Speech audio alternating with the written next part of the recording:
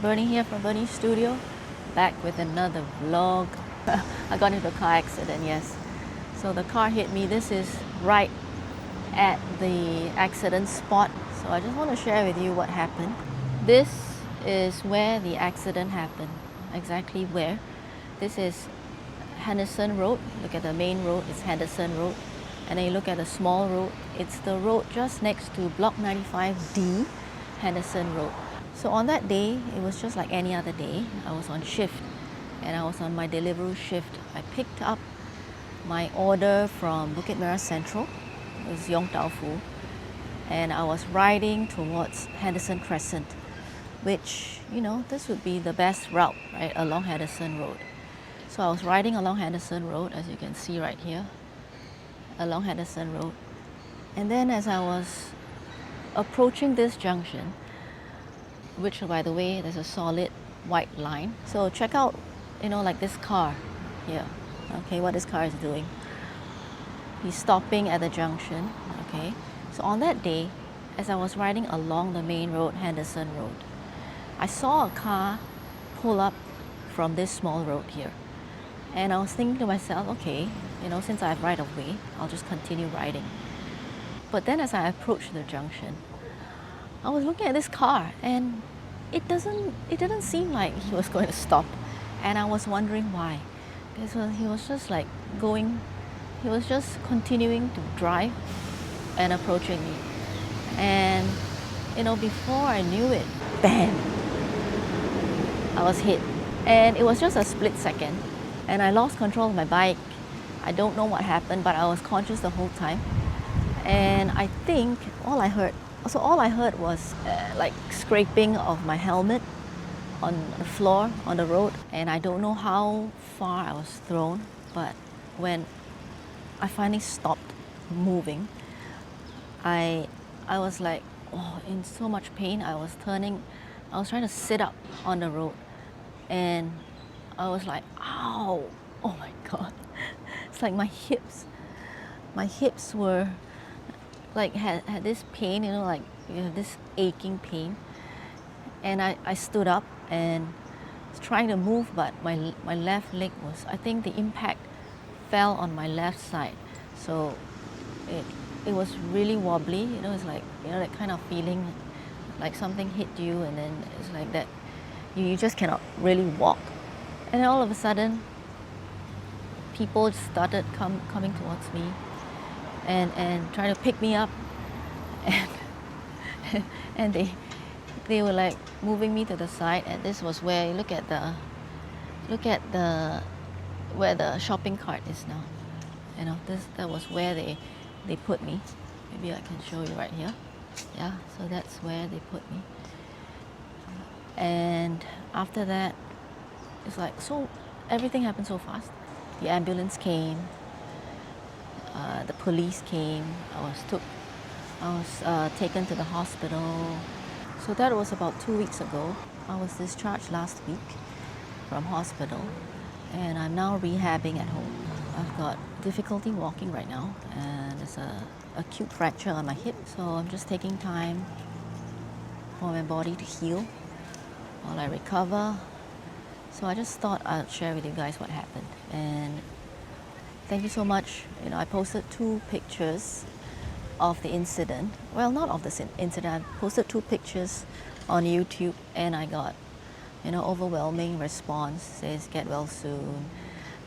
Yeah, so I want to thank you guys for the support you have given me by your well wishes.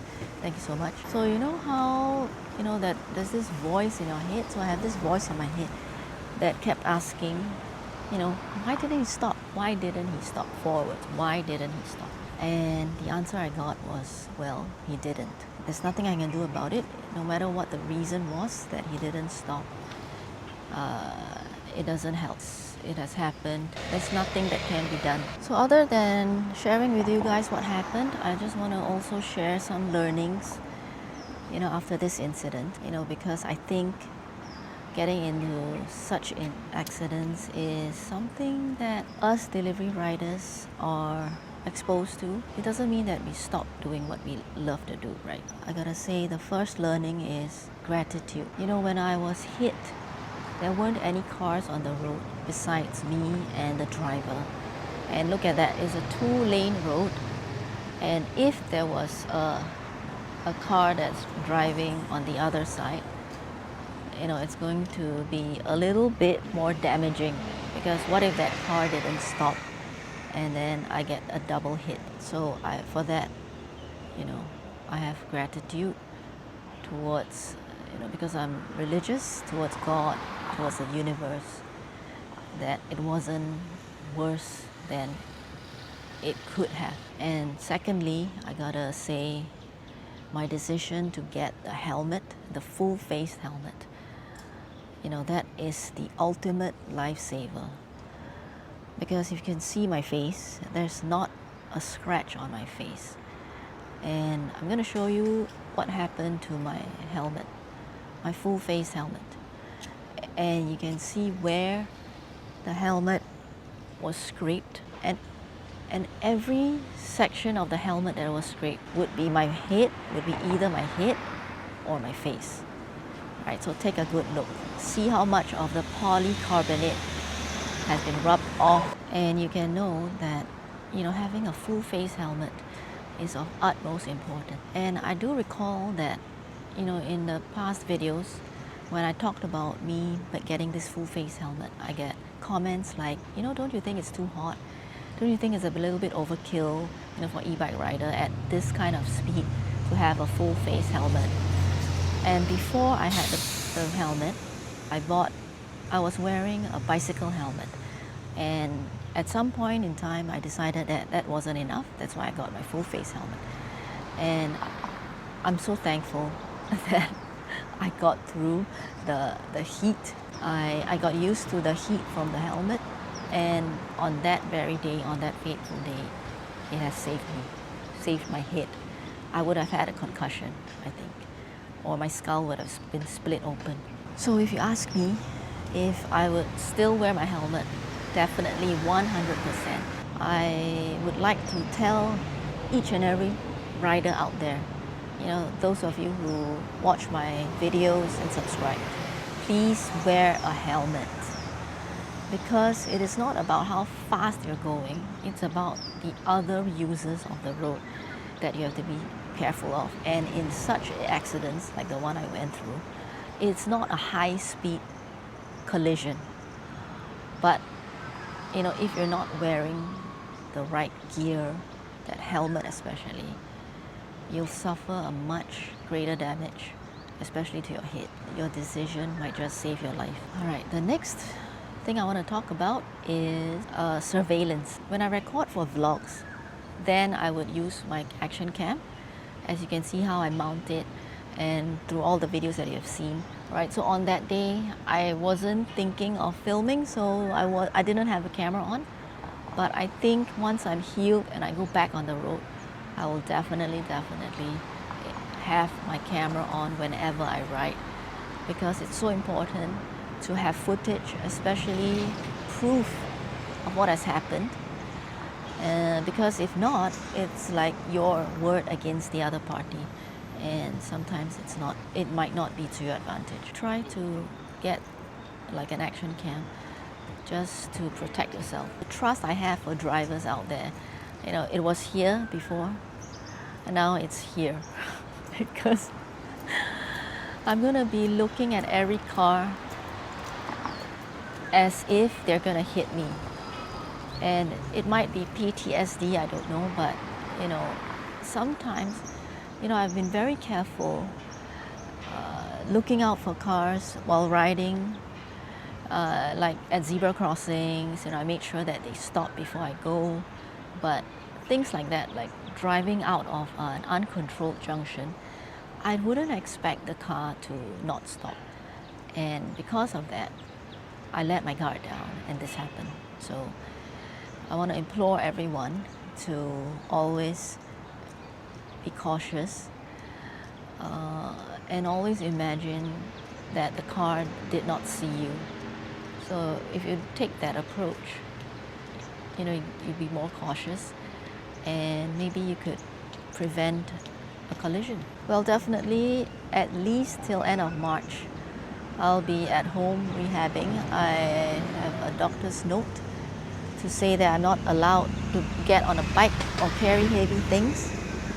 And I'm not sure whether this will still be the case after March, but I'll keep you guys updated. What I want to do now is I want to be a road safety advocate. So I've been doing a lot of research on the traffic rules and trying to understand, well, basically to know my rights and to know what to look out for. You know, if you ask anybody, they will say riding on a road is dangerous, right? And if you don't want to be in danger, just don't do the dangerous things where you have to go on the road, like cycle on the road. And this includes doing food delivery. But these statements are, to me, a little bit one-sided.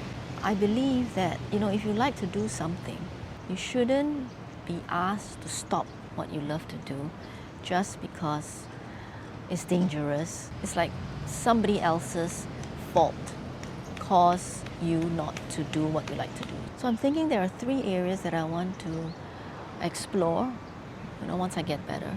First, as a road safety advocate, I want to see how roads can be designed to be less dangerous, right? So you look at the psychology of drivers and users on the road, different users, how we can make it less dangerous for everybody. And I believe LTA and, you know, the active mobility group, they are active in this, so I'll be more involved in that. Secondly, I want to understand the rules. So I already have a pretty good understanding of e-bike laws, and I even did a video on e-bike riding in Singapore. But I want to know more about the rules so that I can work with the rules, right? And advise people, advise you guys on, you know, what to look out for and how to be safe. So that's my second part of trying to be a road safety advocate, is to understand the rules and share with you guys. So there's infrastructure improvement that makes the roads less dangerous. There's the rules that make you safer on the road. And thirdly, this is the missing part, is respect.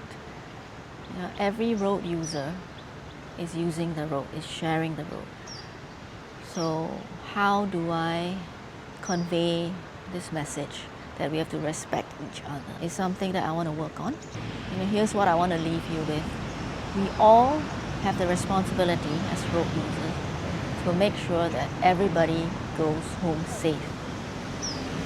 It's not about, you know, who is at fault. It's not about who has the right of the road and who doesn't. We just gotta make sure that it's our responsibility that everyone who is, you know, either your mom, your sister, your girlfriend, your wife, your boyfriend, everyone, that we do our part to make sure everyone gets home safe. And I think if we take that principle as a guide, we will do the right thing. So that's it from me. Please stay connected. I am down, but I'm never out. I'm going to be posting videos, definitely not on me riding, but I'll keep you guys updated. But definitely stay connected. Thank you for supporting. I'll see you in my next video. Bye.